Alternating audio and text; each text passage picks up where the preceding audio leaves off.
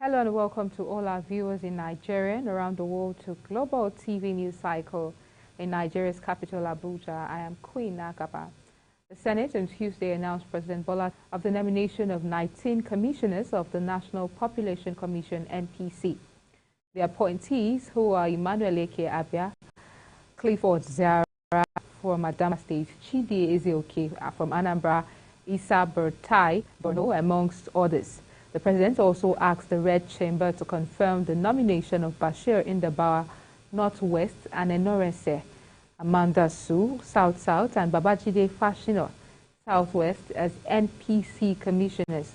The Senate, led by Senator Godswill Akpabio, referred the nomination to the National Identity Management Commission, NIMC, to report back in 2 weeks. President Bola Tinubu has said his administration was prioritizing and improving Nigeria's health sector through massive investment and the allocation of increased funds to the sector in the proposed 2024 budget. The president made this declaration at the unveiling of Nigeria's health sector renewal investment initiative and the signing of the Health Renewal Compact by federal, state government and development partners in Abuja on Tuesday. The event was part of activities marking Universal Health Coverage Day, observed annually on December 12th, with the theme Health for All, Time for Action. The president encapsulates the urgency and determination with which all must approach the noble goal. He added that delivering improved quality health is an underpinning factor in his promise of renewed hope to Nigerians. And Vice President Kashim Shettima has charged members of the National Council on Privatization to ensure their economic decisions and reforms were reflected in the lives of Nigerians from all parts of the country. Shettima gave the charge during the induction program for members of the NCP and other critical stakeholders at the conference center of the NIA headquarters, Abuja, urging them to defy the old way of doing things in order to pave way for economic growth that would be in harmony with the aspirations of the citizens. And Vice President Kashim Shettima has also unveiled a bold vision for reforming Nigeria's transportation sector. Shettima, represented by Special Advisor General Duties to the President, Office of the Vice President Aliyu Modibo, unveiled the blueprint on Tuesday at the 5th National Summit of Chartered Institute of Transport Administration in Abuja. Shettima said that the federal government was committed to addressing the transportation challenges Nigerians were grappling with, which was occasioned by the removal of subsidy on petroleum products. He canvassed for a collaborative revolution with the Institute as the driving force for the blueprint. He stressed the need for a robust and efficient transportation system that would connect every part of the country and drive socio-economic prosperity.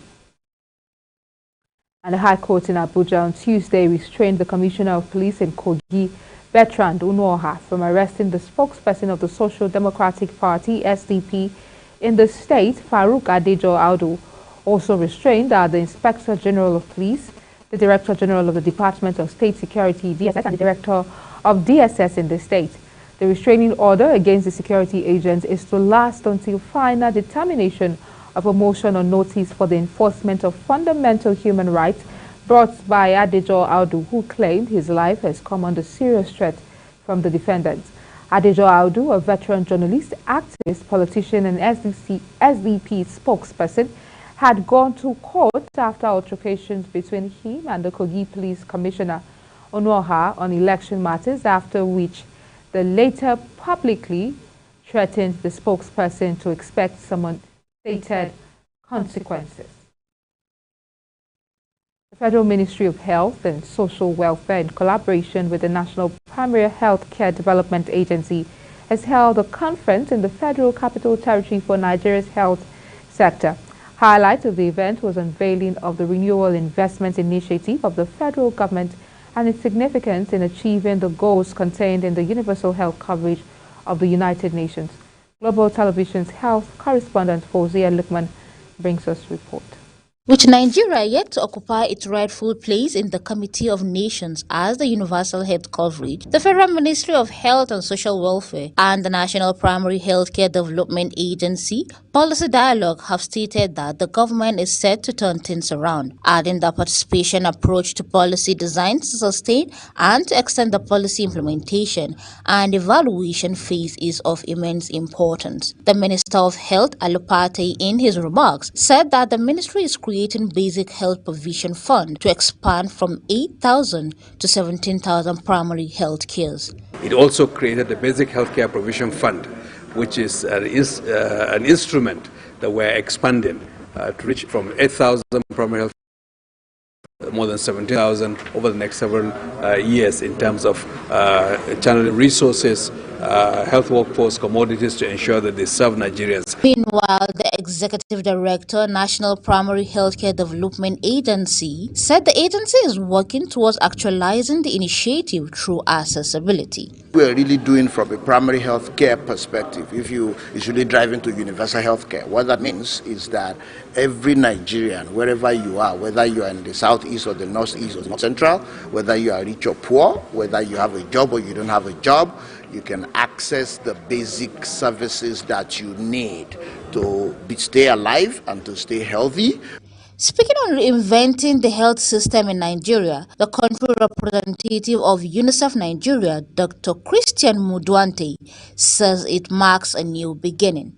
For Nigeria, it marks really a new beginning, the start of a new, bold and ambitious agenda to reinvent the health sector through the sector-wide approach initiative. Highlight of the conference is the deployment of full commitment to initiative of change in the funding structure of primary healthcare level, with the hope of Nigeria seeing a significant difference in 1 to 2 years. Fauziya Lukman, Global TV News. The chairman of the Independent National Electoral Commission, INEC, Mahmood Yakubu, on Tuesday swore in 9 additional resident electoral commissioners. The Senate had on November 1, 2023, approved the appointment of 7 of the nominees of President Bola Tinubu as recs of the commission. The appointment followed Tinubu's request for confirmation of the nomination of the recs for INEC in accordance with the provisions of Section 154, subsection 1 of the Constitution. At the swearing-in ceremony held at the INEC headquarters in Abuja, Yakubu told the 9 new recs that the conduct of elections was not only a huge responsibility but also a sacred duty, urging them to be guided by the electoral legal framework, the Code of Conduct for recs, and good conscience. The Joint Admissions and Matriculation Board, JAMB, announced that candidates taking the direct entry examination will be required to undergo cognitive and verbal risk. The registrar highlighted this upcoming change during a virtual meeting with commissioners of education from the 36 states of the Federation and the Federal Capital Territory, specifying that it will be implemented starting 2024. He stated at the point of registration, all direct entry candidates must provide the following information: the registration and matriculation number of the previous school attended where the qualification was obtained, subjects of qualification, awarding institution attended, and year of graduation, as well as admission letters where necessary. The Nigerian Senate has urged the executive to ensure allocation of at least 10% of total annual budget revenue to agricultural production. Chairman, Senate Committee on Agriculture Production, Services and Rural Development, Salihu Mustafa, made the call in Abuja at the Joint Budget Defense session of the Ministry of Agriculture and Food Security. Mustafa says the Senate and House Committees on Agricultural Production Services were concerned about the challenges facing the agricultural sector, adding that the non-oil sector remained the largest contributor to the nation's gross domestic product, with over 20% despite the challenges. He decried that the budget allocation to the sector remained a far cry from the 10% of the nation's budget in accordance with the Maputo Declaration to which Nigeria had committed. When the news cycle returns, CAC sets to delist 91,843 companies for failing to file annual returns. The news continues shortly with details of this and more right after this break.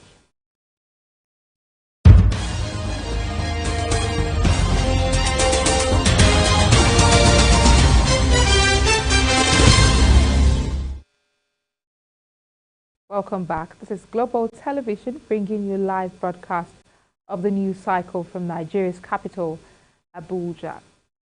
On the foreign scene, Ambassador of the State of Palestine to Nigeria, Abdullah Shawesh, has condemned the actions of the Israeli prison administration against Palestinian prisoners held captive without no access to family and lawyer visits. The ambassador made the condemnation while addressing journalists in Abuja on the ongoing conflict between Israel and Palestine militant group. Shawesh further condemns the inaction of Red Cross and other international human rights bodies to report the situation. Sharon Ajay completes the story.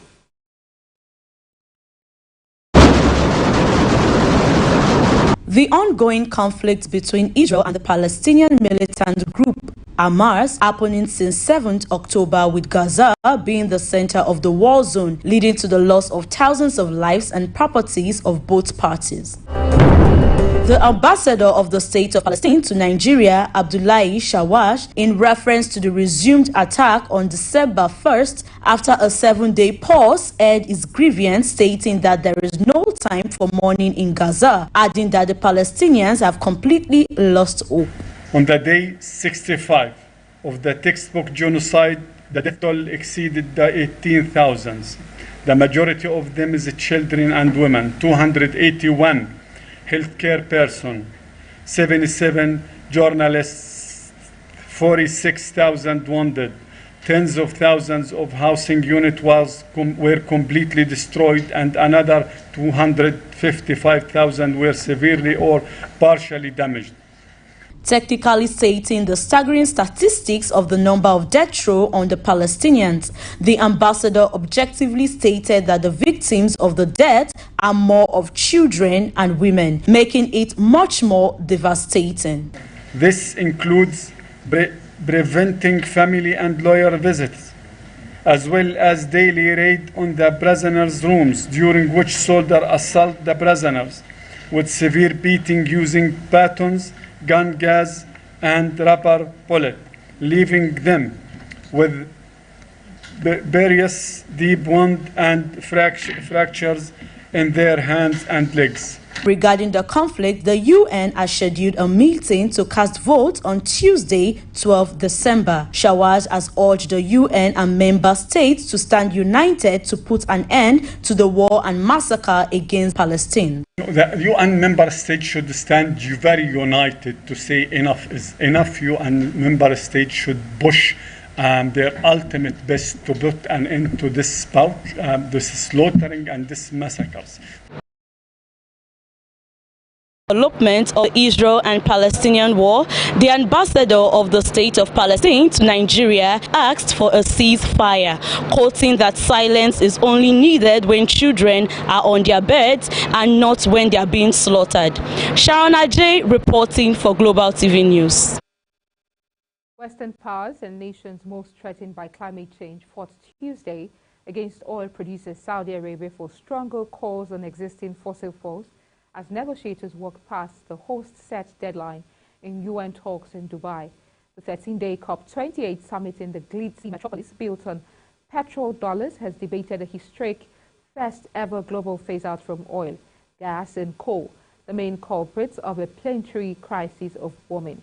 But a draft put forward on Monday by COP28 President Sultan Al-Jaber himself, head of the UAE oil company, fell well short, instead presenting reductions in fossil fuels as one of several options, with low-lying islands, nations warning that their very survival is at risk. Negotiators worked through the night, and the Emirati host promised a new draft to try to find consensus. The United Arab Emirates, host of the COP28 Climate Summit, says it would seek consensus with a new draft deal after wide criticism of language on fossil fuels.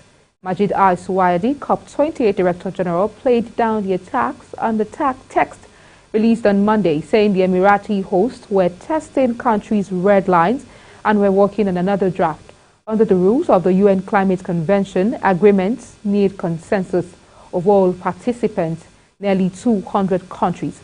Saudi Arabia has led the charge against calls backed by vulnerable nations and Western powers to phase out oil, gas and coal. The negotiators are already working past the deadline set by the Emiratis to complete work by the 13th day conference's official close on Tuesday. Have empathy, we need to have respect, we need to have an understanding of people's different circumstances and situations. In the UAE, we have great solar opportunities, but we don't have great hydro, right? We don't have access to those kinds of technologies. Other places do.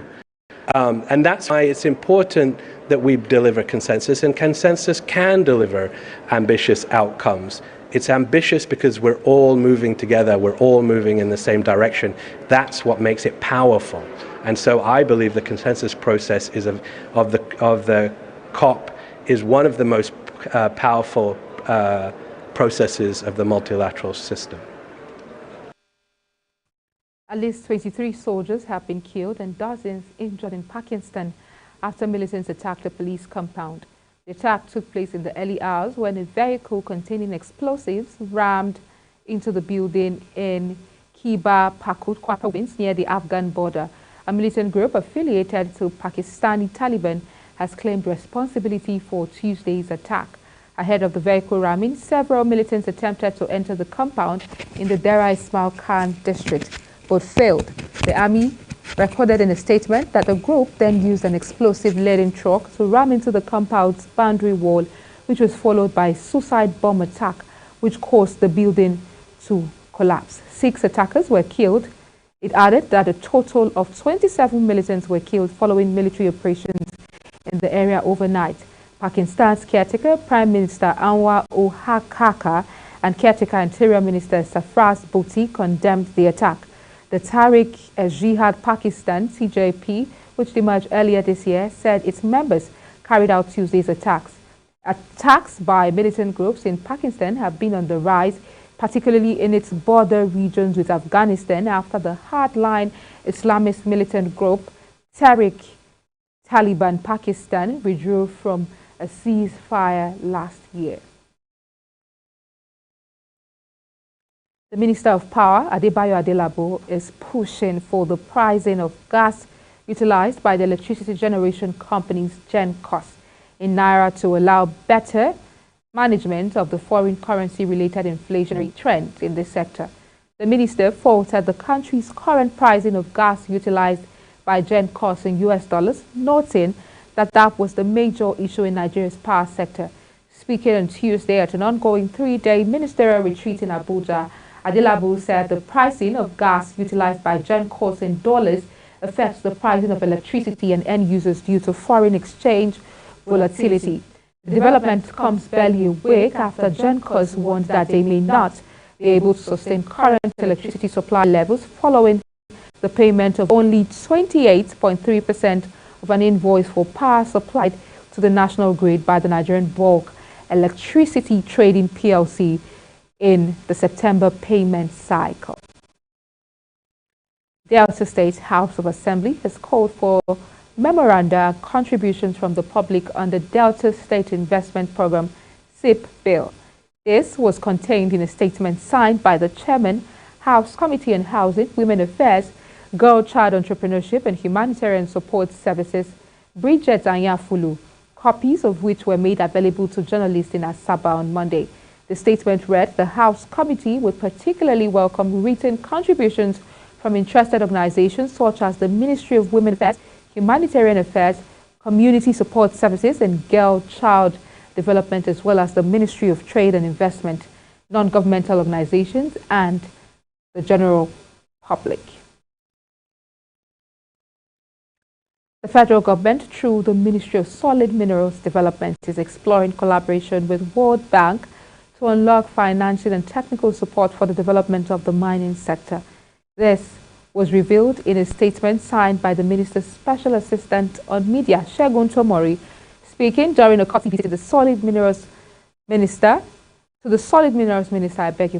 Alake, on Monday, World Bank Country Director for Nigeria, Shubham Chaudhary, expressed satisfaction with a renewed focus on the development of the nation's mineral resources by the current administration. Chaudhary stated that Nigeria is well positioned to make the mineral sector a major contributor to its GDP since the country has the majority of economically viable minerals. He reiterated the readiness of the bank to partner up with the ministry on financing specific intervention areas and ensure effective implementation of projects. He also added that the bank is not restricted to providing financing alone, asserting that it can offer technical assistance to improve mining operations in the country. In sports, Chelsea legend Didier Drogba has congratulated Victor Osimhen and Asisat Oshoala on their victory in the Confederation of African Football Awards 2023. Sharing photos of Osimhen and Oshoala on his Instagram account on Tuesday to celebrate their wins, Drogba wrote, "Long live the new king and queen of Africa." The Super Eagles striker beat stiff opposition from Morocco and PSG defender Achraf Hakimi and Egypt and Liverpool forward Mo Salah to clinch Nigeria's first party title in 24 years. Meanwhile, Oshoala clinched her 6th Women's Player of the Year award at the CAF Awards 2023. And that's it on Global News Cycle. We're on StarTimes channel 276. Kindly follow us across all social media platforms using @GlobalTVNG and other handles now showing on your screen. I'm Queen Agaba. Thank you for watching. See you again.